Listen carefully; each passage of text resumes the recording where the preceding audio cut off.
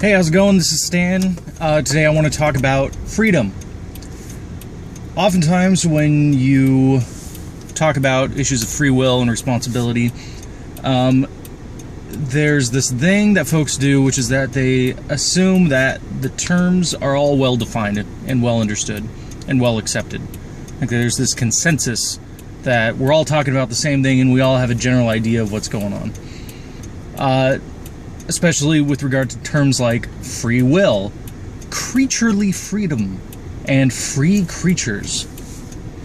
This is a major annoyance to me because I do not think that they're well defined. I think that oftentimes these terms are incoherent, and it's hard to have a discussion that boils down into things that can be resolved. So the conversation like floats up in outer space forever, for centuries, because these terms are not well defined. Basically what I insist upon is, if you're going to talk about freedom, free will, creaturely freedom, you have to define what the thing is supposed to be free from. There's this hidden referent that the word free contains, which is, what am I free from? What am I lacking? What don't I have such that I am free of it? You have to define that it.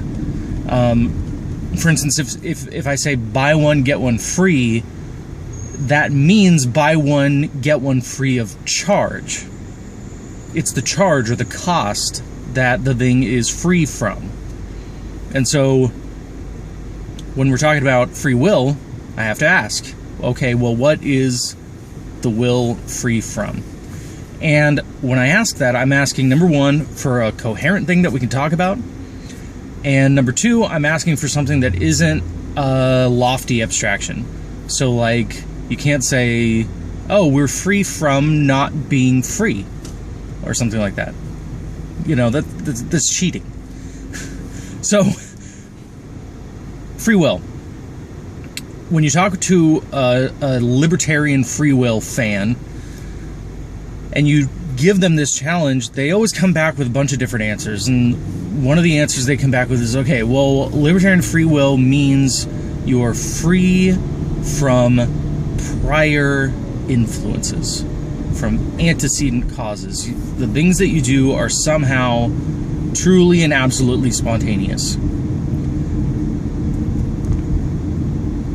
It's like, okay, free from prior causes. Sure. I don't believe in that. I don't think that that has ever been observed. I don't think that makes a lick of sense. If you talk about my will and me expressing my will, I know that that is an expression of a bunch of causes within me, the stuff that makes me tick. And so it doesn't really make any sense to me to say, oh, you're free from prior causes.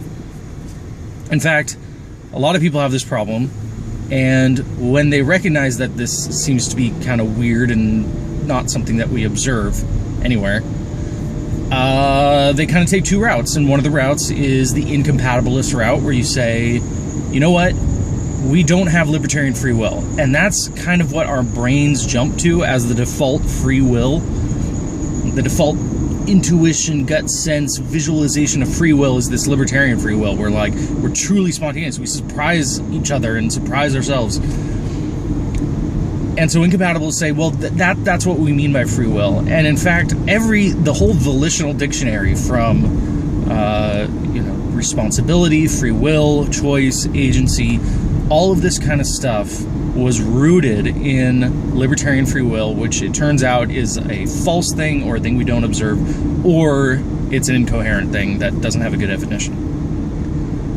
So, in other words, Incompatibilists are semantic radicals. They say, we're not going to use those words anymore. Those words refer to false mythological things that are not, they don't belong in our discourse about the real world. All right, so then you have the Compatibilists, and the Compatibilists, unlike the Incompatibilists, Compatibilists are semantic conservatives. So they recognize that, yeah, we don't have libertarian free will. But they're like, wait a minute, before you take that volitional dictionary and throw it in the bonfire, just wait a second. Just wait. Take the dictionary, take a little highlighter, take a little pen, and just kind of refine all those definitions that we've been using. Refine those terms, fix their definitions so that they make some sense. And once you fix them, we can still use those words. Yeah, they're going to mean something a little bit different than they did before, and that might cause some confusion and miscommunication, but it's worth it because we liked those words and we liked using them. So that's what compatibilism is. It is a semantic issue. Compatibilists do have a different definition of free will than libertarian folks do. And by libertarian, I don't mean the political party, I mean libertarian free will fans. So those are the two routes you can take. I make an analogy called the sacred water analogy, which is this. Back in the day, Aristotle believed that there were 4 or 5 elements, like fire and earth, and water was one of those elements, okay?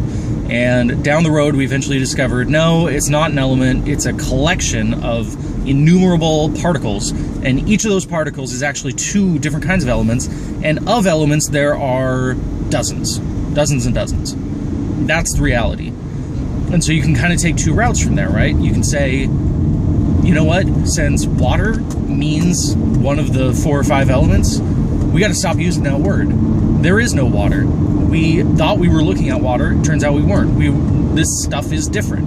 We should give it a different name. Okay? And a case could be made for that, a semantic case. And it comes down to semantic ethics and right decision making. And then the semantic conservatives come along and they're like, no, wait. It's still the same stuff, right? Like, when I go to a waterfall, I like talking about waterfall, holding out a cup, filling it with water. I now have a cup of water. I'm thirsty for water. I'm drinking my water. That, like, all that stuff, that's stuff we still do. Like, why throw away that word when we use it all the time? How about we just refine the definition a bit? So water no longer refers to the sacred element. We recognize that that's not what water is. Instead, we keep the word water, but we apply it to this other thing, which is a collection of H2O molecules. So that's an example of semantic radicalism versus semantic conservatism with regard to the sacred water. And that's something that you can do with free will if you reject libertarian free will. Once you reject libertarian free will, you think it's something that we haven't observed, you think it's something that's incoherent, you think it's something that's false or contradictory.